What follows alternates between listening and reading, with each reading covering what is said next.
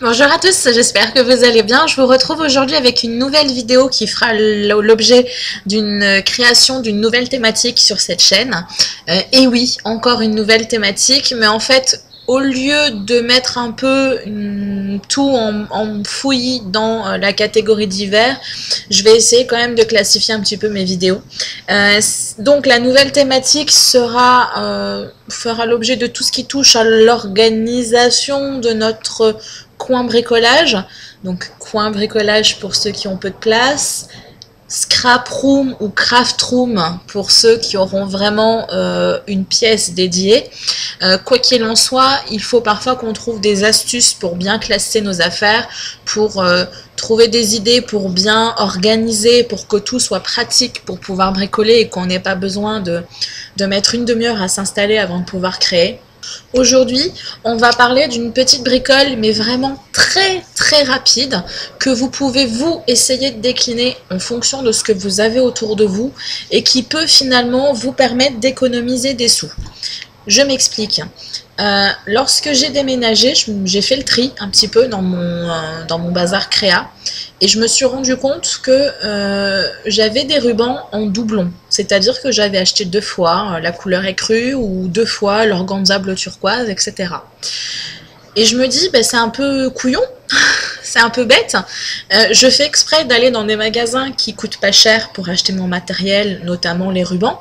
Et au final, ça me coûte plus cher parce que je dépense de l'argent pour quelque chose qui finalement ne m'était pas utile. Moi, quand je vais acheter mes rubans, je les achète dans des magasins style Jiffy, Carrefour... Foire Fouille, Tati sur Bordeaux. Je sais que sur Paris il y en a, mais après sur le reste de la France je sais pas. Sur le Québec ça aurait été Dolorama, Folie du Dollar, etc. En Belgique je sais pas trop les magasins dits pas chers, un peu fourre-tout, un peu de bric et de broc. Il faudrait peut-être qu'une abonnée belge me donne les infos, comme ça je pourrais les fournir au fur et à mesure des vidéos. Et donc, j'achète dans ces magasins-là et je pense qu'on fonctionne tout un peu pareil. Hein. On va avoir un coup de cœur pour un produit, on sait que lui, on l'a pas. Je sais pas, je vais vous donner le turquoise organza irisé. Oh, magnifique, waouh! Et puis on voit qu'il y a d'autres rubans à côté, on se bat, tant qu'à faire, on va refaire un peu le stock. On va continuer à agrandir la collection. Donc on va prendre le noir, on va prendre le écru. Oh, il y a un blanc, oh, il y a ça, il y a ça. Et on se retrouve en caisse avec 10 rubans, enfin 10 rouleaux de ruban et on est très contente de nous parce qu'on se dit ça nous a coûté même pas 10 € et on va avoir quand même de quoi travailler et tout ça. Et au final quand on rentre chez soi on se rend compte que y a 3 couleurs qu'on a déjà. Alors vous me direz c'est pas, oui ok ça nous a coûté 1 € le rouleau, c'est pas énorme, mais 1 € plus 1 € plus 1 € multiplié par le nombre d'années où vous pratiquez le loisir créa, vous vous rendez compte qu'au final vous pouvez dépenser des dizaines d'euros par mois, voire par an, pour celles qui ne dépensent pas énormément d'argent pour le loisir créa, pour rien. Parce qu'un ruban, si vous l'utilisez de manière exclusive pour la carterie et le scrap, vous n'en aurez pas besoin des kilomètres et des kilomètres. Donc l'idée m'est venue de me faire un échantillonnage, donc là moi exclusivement pour mes rubans, mais comme je le dis dans la vidéo, je crois que c'est enfin, on peut tout à fait décliner cette idée d'échantillonnage pour tout et n'importe quoi. Je regarde beaucoup de vidéos sur les blogueuses, les youtubeuses beauté, des personnes qui ont par exemple un stock important de vernis. Vous pouvez très bien vous prendre une feuille plastifiée, vous savez les feuilles, ce qu'on appelle les feuilles rhodoïdes, vous mettez un échantillon de chacun de vos vernis, vous pouvez éventuellement marquer le nom à côté si vous voulez, et vous gardez ça dans votre agenda ou dans votre portefeuille pour toujours avoir un échantillonnage et les achats ne deviennent plus des achats coup de cœur ou des achats instinctifs, mais des achats réfléchis parce que du coup vous savez ce que vous avez à la maison ou pas. Donc moi mon échantillonnage il ressemble à ça. Donc en fait c'est un anneau avec des pinces que j'ai intégrées où j'ai clipsé tout simplement l'ensemble de mes rubans. Donc j'ai pas tant de rubans que ça. Alors, comme je vous le disais en introduction, le but de cette création est de vous faire gagner des sous. Donc, n'achetez pas pour 50 € de matériel pour faire cette création. Ça n'a aucun intérêt pour vous. essayez d'avoir des idées en fonction de ce que vous avez autour de vous. Si vous avez des petites pinces, prenez des petites pinces. Si vous n'avez que des trombones ou des agrafes, utilisez les agrafes. Vous pouvez très bien prendre une feuille de papier, agrafer des petits échantillons de ruban que vous gardez, si vous êtes comme moi, dans votre agenda. Vous mettez une petite pochette que vous perforez, que vous intégrez à votre agenda, et ça vous servira de base pour lorsque vous irez acheter vos rubans ou votre matériel. Moi, en l'occurrence, ça fait des années que je remise dans un fond d'un carton un porte-photo. Alors, il ressemblera à rien, c'était justement pour ça que je l'avais mis au fond d'un tiroir. Un porte-photo comme ceci, sauf que bah, il se mélangeait tout le temps et du coup ça me saoulait copieusement. Mais l'intérêt de ce porte-photo, c'est qu'il a des petites pinces et que ces petites pinces sont reliées à un anneau. Donc du coup, moi je vais démantibuler tout ça et je vais intégrer les petites pinces sur un anneau que j'avais gardé d'un album, d'un mini-album que j'ai jamais fait d'ailleurs. Et donc je mettrai tout ça dans une petite pochette que j'aurai au fond de mon sac. Sinon, vous aurez besoin de ciseaux et également de votre petite réserve ou de votre grande réserve de ruban pour pouvoir faire vos échantillons.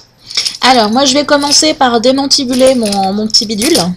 Bon, je pense que ça va pas être trop compliqué. Il va suffire, voilà, que j'enlève la ficelle au fur et à mesure.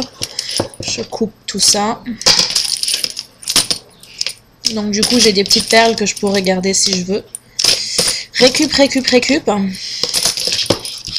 Alors, donc, vous voyez les petites pinces, c'est ça. Et donc il y a quand même un petit côté agrippant avec des petites dents. Et ici j'ai l'anneau, donc pour moi c'est parfait. Je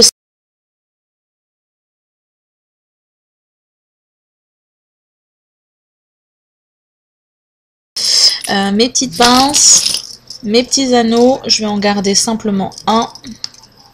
Et les autres, je vais les remiser. Et donc j'intégrerai mes anneaux, enfin mes petites pinces dans l'anneau.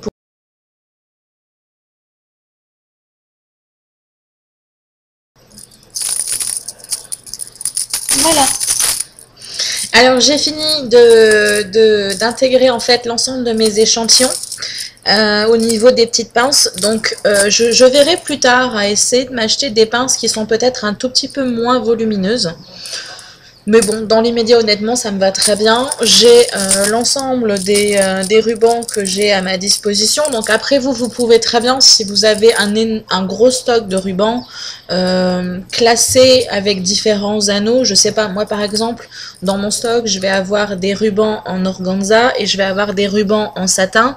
Donc vous pourriez très bien faire un anneau pour les organza, un ruban pour les satins, ou un anneau pour les petits rubans et puis un anneau pour les rubans un peu plus volumineux.